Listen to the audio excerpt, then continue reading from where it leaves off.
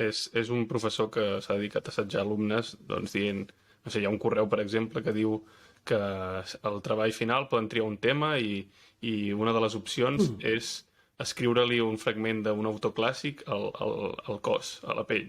I dius, què collons és això?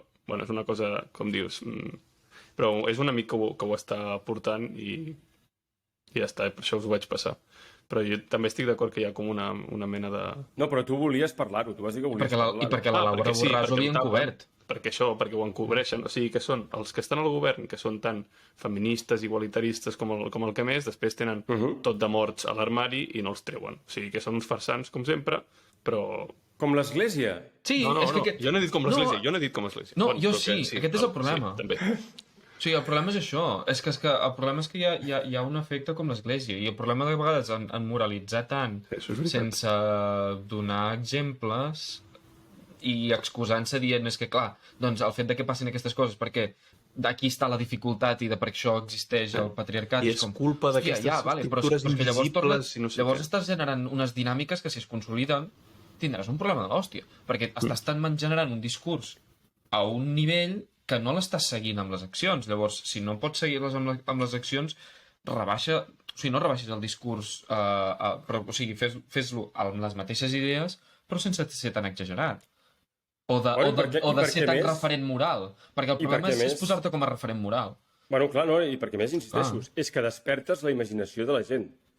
I despertar la imaginació de la gent també inclou l'assetjament. És a dir, tu dona idees, que les idees, encara que siguin dolentes, la gent les agafa. És a dir,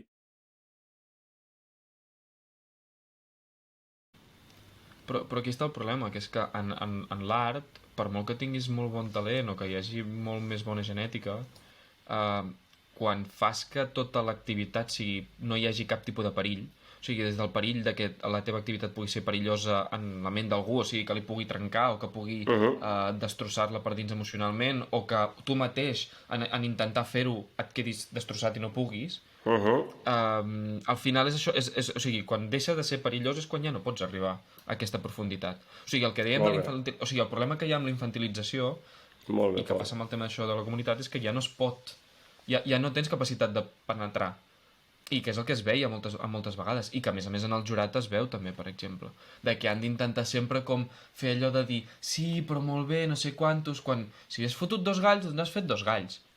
clar, però Tu podràs considerar... I tu després podràs considerar que l'actuació ha sigut més bona o pitjor, però tu has de menjar amb patates i no passa res.